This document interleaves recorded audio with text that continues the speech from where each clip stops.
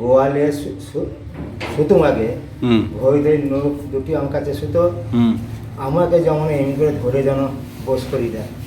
আচ্ছা হ্যাঁ, এমনি একদিন করেছিল। আচ্ছা সেদিনে ঘরে এসে আমি বাবা মাকে বলেছে এই ব্যাপার। আচ্ছা তারপরে বলছে ঠিক আছে তো ওটা একবার জানি বিক্রি করে। আচ্ছা আবার তারপরে দেখছি আমাকে আবার লোট উঠছে, আচ্ছা উঠে এমনি একবার বস করে দিচ্ছে। আচ্ছা বস করার পরে বলছে তো বাইরে আয়। তো আমার দেখছি না এতখানা দাড়ি, জটা চুল, আচ্ছা হ্যাঁ ত্রিশূল, লাল বস্ত্র পরে আছে। গস্ত করে আছে। বলে আমাকে ডাকছে, দেখে আমাকে নিয়ে যাচ্ছে রাস্তায় রাস্তায়।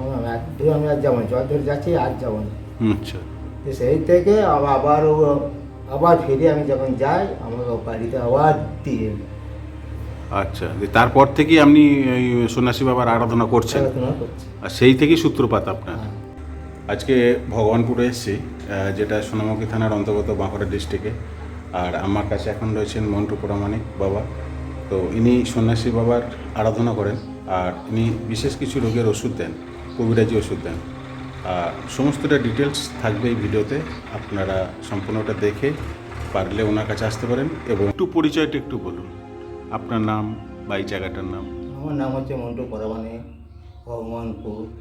আচ্ছা থানা সোনামুখী, পোস্ট ধমশিলা, আচ্ছা। বাঁকুড়া। জেলা বাঁকুড়া। আচ্ছা বাবা, আপনার ঘরেতে যে মূর্তিগুলো রয়েছে দেখলাম, এটা কোন ঠাকুরের? সন্ন্যাসী। সন্ন্যাসী ঠাকুরের। আপনি এই ঠাকুরের আরাধনা করছেন, তা কতদিন হলো? বললো প্রায় 16 বছর হলো। 15-16 বছর। আপনি এই ঠাকুরটাকে কীভাবে পেলেন, মানে আপনার বাড়িতে কীভাবে প্রতিষ্ঠা করলেন? মানে আগে কি আপনাদের আমাকে দেখা দিয়েছিল, দেখা দেওয়ার পরে হ্যাঁ সেইখান থেকে আমাকে বলছে আমাকে এই করতে হবে এই করতে হবে, নিয়ে ওকে নিয়ে এসে তারপরে আমি স্থাপনা করেছি। স্থাপন করেছেন? আচ্ছা, শুনছি এখানে নাকি অনেক ভক্তরা এসে উপকার পায় অনেক সমস্যা রোগ নিয়ে। হ্যাঁ, পাই। তা মূলত কী ধরনের সমস্যা বা কী ধরনের রোগের সমস্যা একটু? তো এমনি যারা মেয়েদের প্রতি হ্যাঁ আচ্ছা কোনো দোষ থাকে সেগুলো আমরা ওষুধ আমরা দিই।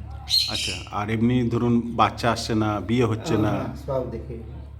বা চাকরি হচ্ছে না, কাজ হচ্ছে না, হ্যাঁ সব ওগুলো সবই বা দেখি, সব। অনেকের বয়সকালে গিঁটে গিঁটে বাত হয়, এই বাতের ওষুধ এই ধরনের কিছু ওগুলোও দিচ্ছি, ওগুলো দিচ্ছেন? ওগুলো দিচ্ছি। আচ্ছা, আপনি মূলত কি দেন, মানে কোনো মায়ের পুষ্প টুষ্প নাকি কোনো কবিরাজি না, ওষুধ? ও আমার নিজে হাতে ওই ওষুধ দেয়, আচ্ছা সেই ওষুধ আমি দিই না। আচ্ছা, আপনি ঠাকুরের ওখান থেকে ওষুধ পান, হ্যাঁ, সেই ওষুধ আপনি ভক্তদেরকে দেন? ওষুধ দিই। আচ্ছা আচ্ছা কোনো দোষ আছে সেগুলোও করে আসছি, আচ্ছা, কোনো দোষ থাকলেও সেগুলো করে দেন? সব করে আসছি। আচ্ছা, এতেই সন্ন্যাসী বাবা রয়েছেন। তো মন্দির তো খোলা বন্ধ করার কোনো সপ্তাহে কোনো দিন আছে, মানে ভক্তরা কোন দিন আসবে আর কি? ভক্ত জন্য মেন হচ্ছে আসতে পাবে। আচ্ছা। হ্যাঁ, বড় বড় কাজগুলো সেগুলো অমাবস্যা ছাড়া কাজ করি না, আচ্ছা, মূলত অমাবস্যার দিনই আপনি সব কাজগুলো করেন? সব কাজগুলো করি। ওষুধ টষুধ কি অমাবস্যাতেই দেন না? না, পূর্ণ- ওষুধ এমনি বৃহস্পতিবারের দিনে ওষুধ সব দিই। আচ্ছা, বৃহস্পতিবার দিন, সপ্তাহে একটা দিনই। হুম, আর অমাবস্যার দিন যেদিন পড়বে সেদিন আপনি দেন। হ্যাঁ। তা আপনার এই ভক্তদের কাছ থেকে কোনো টাকা পয়সা নেন নাকি? আমি টাকা কোনোদিন চাই না, যারা নিজে হাতে যা দিলে 10 টাকা 5 টাকা যা দিলে হ্যাঁ। সেইটাই নিই, তাছাড়া আমি পয়সা আমি নিই না। আচ্ছা, ভক্তরা সঙ্গে কি আনবে, মানে ধরুন মাদুলি তাবিজ কিছু আনতে হবে সঙ্গে করে? না, আমি সব খালি পেটে আসতে হবে না খেয়ে দিয়ে এলো? না, খালি পেটে আসতে হবে। খালি পেটে আসতে হবে।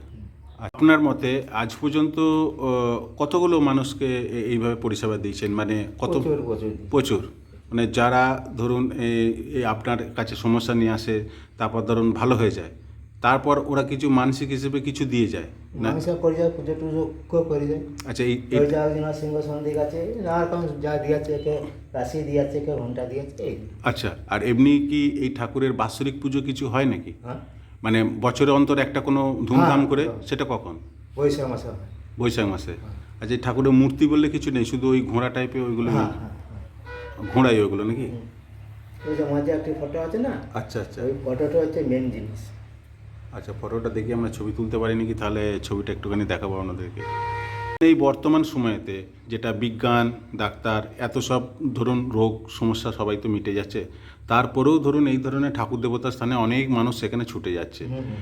তো আপনার মতে কি মনে হয় যে প্রথমে ডাক্তার বিজ্ঞান করে এখানে আসবে না এটা এখানে করে ডাক্তার বিজ্ঞানের কাছে যাবে, কোনটা এগিয়ে দরকার? তার আগে তো ওরা ডাক্তারখানা থেকে তারপর তো আমার কাছে আসছে, আচ্ছা, প্রথমে ডাক্তার দেখি তারপর আসছে। তারপর এখানে আসে। সে আর জ্বর ছাড়ে নাই, আমার কাছে তুমি ডাক্তার দেখে এত ইজে হয়ে গেল, তারপর আমার কাছে। আচ্ছা, তার মানে বলতে চাইছেন ভক্তি বিশ্বাস নিয়ে এখানে এলে নিশ্চয়ই ফল পাওয়া যাবে। ঠিক আছে। বর্ধমান স্টেশন থেকে মাত্র 50 কিলোমিটার দূরেই রয়েছে ভগবানপুর, যা সোনামুখী থেকে কিছুটা আগে।